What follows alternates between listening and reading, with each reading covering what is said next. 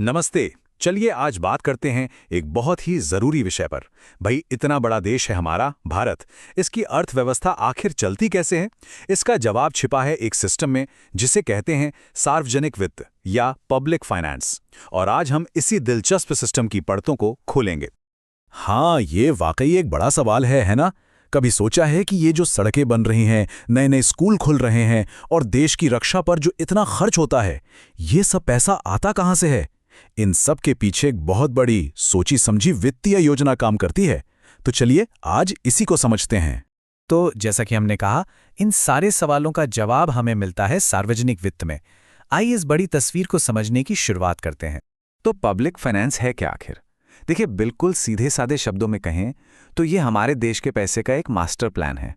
मतलब सरकार के पास पैसा कहाँ कहाँ से आता है, वो पैसा कहाँ कहाँ खर्च होता है और इस पूरे लेन देन को मैनेज कैसे किया जाता है, बस इसी का पूरा हिसाब किताब है पब्लिक फाइनेंस। और पता है सबसे दिलचस्प बात क्या है? ये कोई नया मॉडर्न कॉन्सेप्ट नहीं है। अरे इसकी जड़ें तो हमारे भारत में सदियों पुरानी हैं। कौटिल्य के मशहूर ग्रंथ अर्थशास्त्र में भी इसका जिक्र मिलता है। ये बात जानना इस विषय को और भी ज्यादा गहरा और मजेदार बना देता है, नहीं? अब देखिए, किसी भी वित्तीय सिस्टम को समझने के लिए, चाहे वो किसी घर का बजट हो या पूरे देश का, उसके दो ही पहलू होते हैं। एक ही सिक्के के दो पहलू समझिए, आय और व्यय, यानी पैसा कहां से आ रहा है और कहां जा रहा है। चलिए अब इन दोनों को थोड़ा और करीब से देखते हैं। तो पब्लिक फाइनेंस को हम मोटे तौर पर दो हिस्सों में बांट सकते हैं। पहला है सार्वजनिक आय, यानी पैसा अंदर आ रहा है, ये सरकार की कमाई है। और दूसरा है सार्वजनिक व्यय, मतलब पैसा बाहर जा रहा है, ये सरकार का खर्चा है ना? एकदम आसान। तो ये जो पैसा जाने वाला हिस्सा है, जिसे हम सार्वजनिक व्यय कहते हैं, असल में यही वो तरीका है जिससे सरकार अपनी सारी योजनाएं और नीतियां जमीन पर उतारती है। सोचिए, देश की रक्षा हो, नए नए हाईवे और रेलवे लाइनें बनाना हो, स्वास्थ्य सेवाएं हों या किसानों को दी जाने वाली सब्सिडी, ये सब बड़े बड़े खर्चे इसी में आते हैं। खर्च की बात तो हो गई, लेकिन अब सवाल उठता है कि ये सारा पैसा आता कहाँ से है? तो चलिए अब अपना पूरा ध्यान पैसा आने वाले हिस्से यानी सार्वजनिक आय पर लगाते हैं। सरकार की कमाई के स्रोत आखिर हैं क्या-क्या? लेकिन यहां एक बहुत ही जरूरी बात समझनी होगी। सरकार को जो भी आमदनी होती है वो सब एक जैसी नहीं होती। जी हां, हर आय का अपना एक अलग नेचर होता है, अर्थव्यवस्था पर उसका असर अलग होता है। और इसी आधार पर सार्वजनिक आय को दो बहुत महत्वपूर्ण श्रेणियों में बांटा गया है। और यहीं पर इस पूरे विषय का सबसे अहम हिस्सा सामने आता है, पूंजीगत प्राप्तियों और राजस्व प्राप्तियों के बीच का अंतर। यकीन मानिए, देश की आर्थिक सेहत को अगर समझना है तो इस फर्क को जानना बेहद बेहद जरूरी है। सबसे पहले बात करते हैं राजस्व प्राप्तियों की, यानी रेवेन्यू रिसीट्स। इसे समझने का सबसे आसान तरीका है इसे किसी परिवार की हर महीने आने वाली सैलरी की तरह देखना। ये सरकार की वो रेगुलर बार बार होने वाली कमाई है, जैसे जीएसटी या इनकम टैक्स से मिलने वाला पैसा। और सबसे बड़ी बात, सरकार को ये पैसा किसी को वापस नहीं करना होता, इस पर कोई देनदारी नहीं बनती। अब आते हैं दूसरी तरफ, यानी पूंजीगत प्राप्तियों पर, जिन्हें कैपिटल रिसीट्स कहते हैं।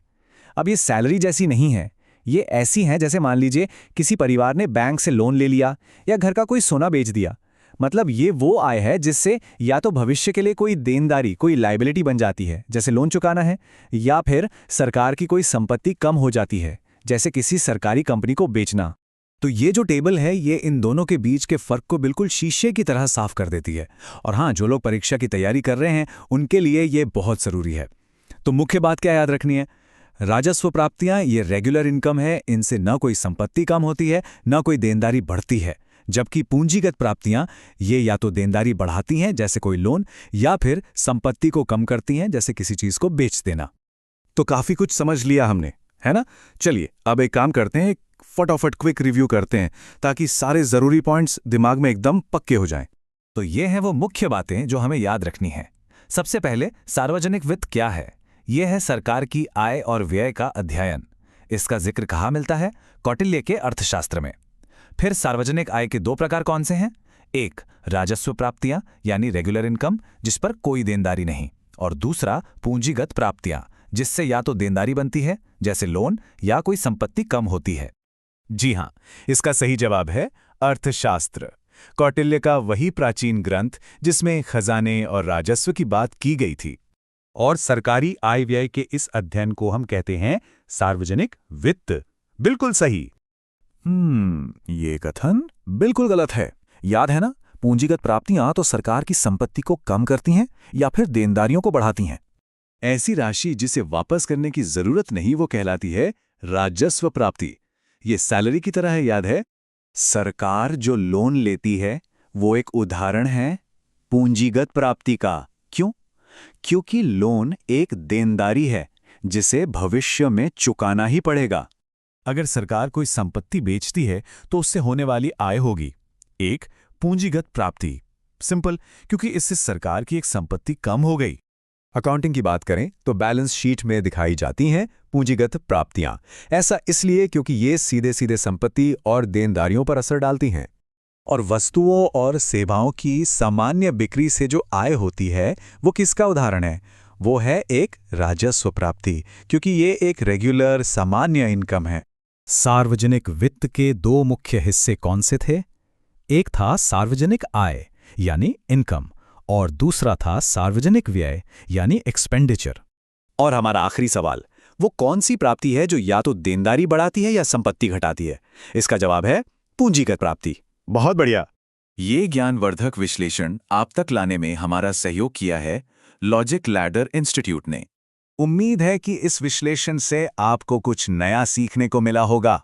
अगर ये चर्चा आपको उपयोगी लगी तो इसे लाइक और सब्सक्राइब जरूर करें और हाँ, अपने विचार नीचे कमेंट्स में हमारे साथ साझा करना ना भूलें।